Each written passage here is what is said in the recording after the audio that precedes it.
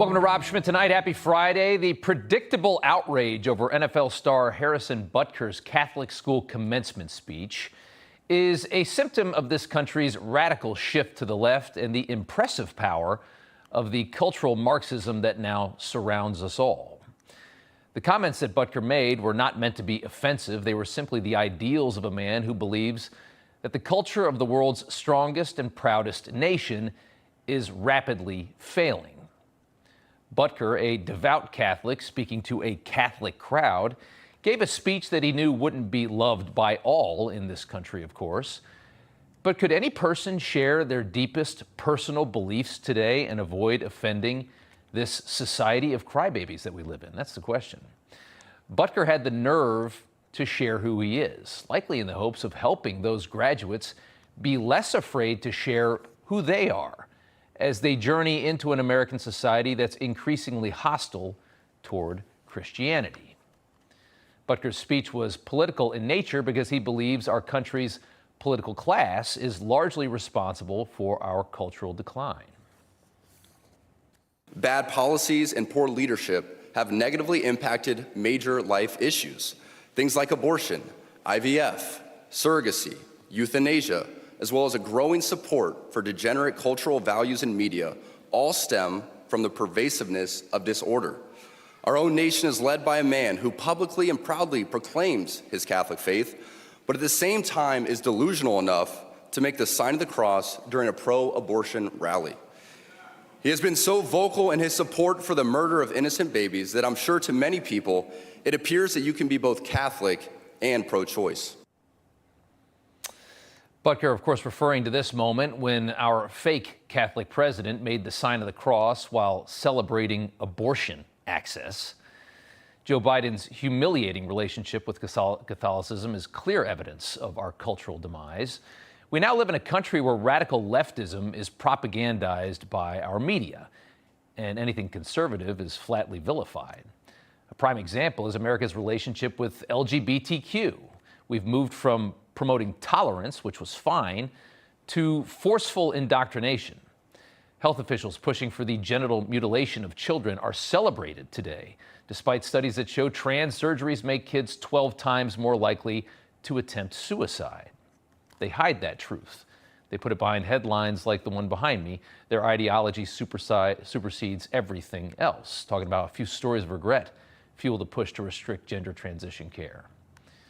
The agenda is everywhere. What started as a push for gay culture to be destigmatized has evolved into an entire month of parades that now look more like orgies, oftentimes with kids watching as naked people dance around in our streets. We pretend this is normal, all considered acceptable by a media and a political machine which claims to represent society at large, instilling a new set of godless ideals into a culture that was formed largely by God and by religion. We see this everywhere. In 2020, Joe Biden, campaigning for president, made a promotional video with rapper Cardi B, who at the time had the #1 song in the country, which was about how wet her genitals are. You know the nickname she gave her father when she was growing up? She'd call me Joey B. So we may be related or something. Yep, Cardi B and Joey B. I'm a huge fan. I just wanted to say hi. How you doing? That's just normal now. That's a guy running for president. This is acceptable American mainstream culture now. This is the culture that we all live in. While you're being told Harrison Butker's speech is dangerous, regressive, and reeks of patriarchy and white nationalism. This is how the media has sounded.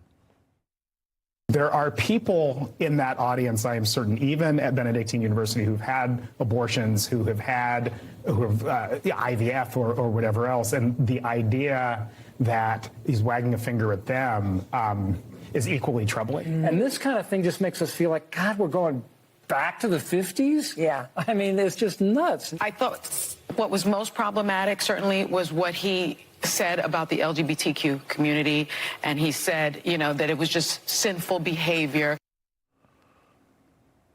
They scream this outrage, and they want you to believe that you should be intently offended by what was said, and how dare we want to go back to the 50s when we had a much more cohesive society, I can tell you that.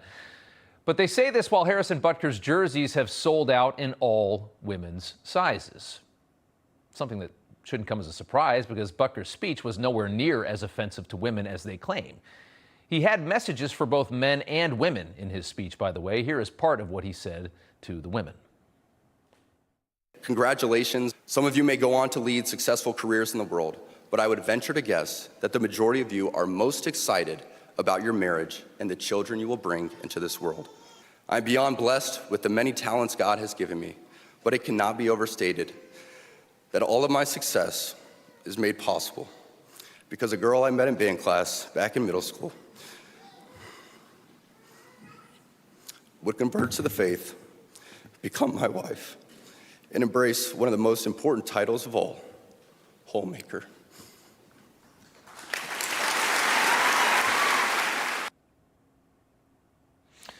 You wonder how a speech like that could elicit so much anger in this country. You didn't hear him up there mandating that women stay in the kitchen like they're saying he did, right? He simply explained his belief that the most valuable thing that a woman can do of all the valuable things that they can do in this world, and they can do anything that they want, as we know, but the most valuable thing in his opinion is to be there to raise her family rather than to be a workhorse for a soulless corporation. But conservative beliefs like Butker's are so rarely heard anymore that they shock our system. Conservatives have been driven into the dark by rabid cultural Marxism. It surrounds us all. And it really shouldn't surprise you we've gotten to this point. After all, this is what the Pope sounds like today. Conservative is one who clings to something and does not want to see beyond that. It is a suicidal attitude. Because one thing is to take tradition into account, to consider situations from the past, but quite another is to be closed up inside a dogmatic box.